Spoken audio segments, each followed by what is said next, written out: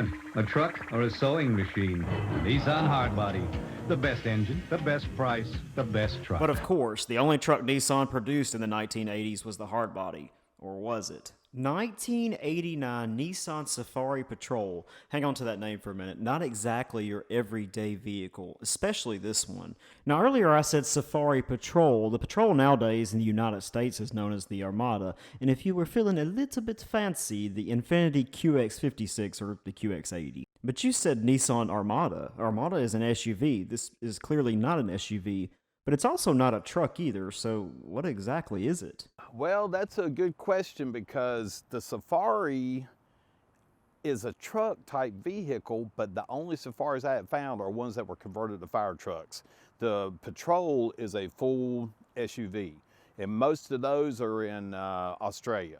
Because I've looked for parts, if I ever need anything, there's a lot of Patrols down there that are this age. But so interesting, this truck actually was featured on Doug DeMuro's carsandbids.com.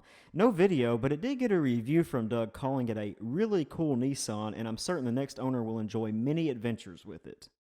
Adding to the unusualness, this in fact is a SUV retrofitted into a truck. Fire truck vendors in America, such as like E1, have been retrofitting the Ford platforms for decades, but this one's actually a little bit different. It's essentially a beefed up SUV underneath, cut 3/4 of the way through, and they added a bed onto it. The difference of this vehicle here, this truck version, if you see the cab height, they put a taller cab so the firefighters could wear their helmets and their firefighting gear on the way to a call. Now the bed was built in Japan, the existing bed now.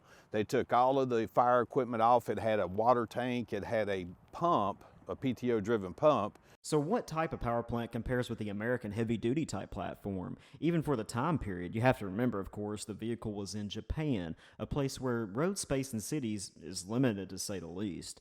But what powers an SUV that is meant to take the place of the heavy platform? Inline 6. It's a gas motor, carbureted, not fuel injection, so you still have to choke it, you know, when you first start it up when it's cold. 5-speed transmission.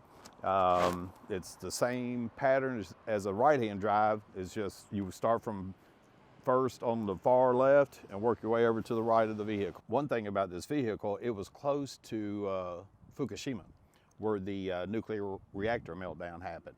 And every vehicle that's imported out of, that's a used vehicle out of Japan now has to be tested for radioactivity. But one of the oddball things that drew the owner to this vehicle was the Ling Long tires. I know the story about that. Okay, so the guy we bought it from, when it came over, it had red wheels on it. It had the fire department colored wheels.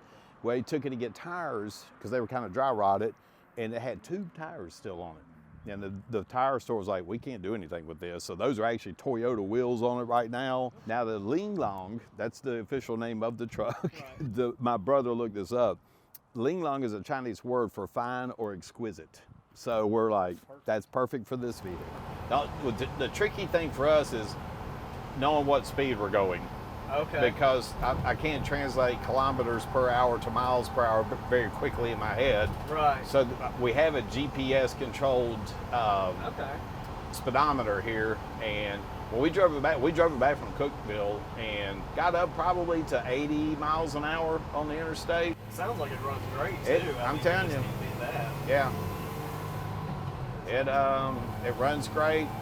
Does it feel top heavy at all? Just being narrow and tall? Not at all. Special thanks to Rick for letting me check out this awesome Nissan Safari Patrol. If you enjoyed it, please be sure to give the video a thumbs up, subscribe for more, and we'll catch you in the next one.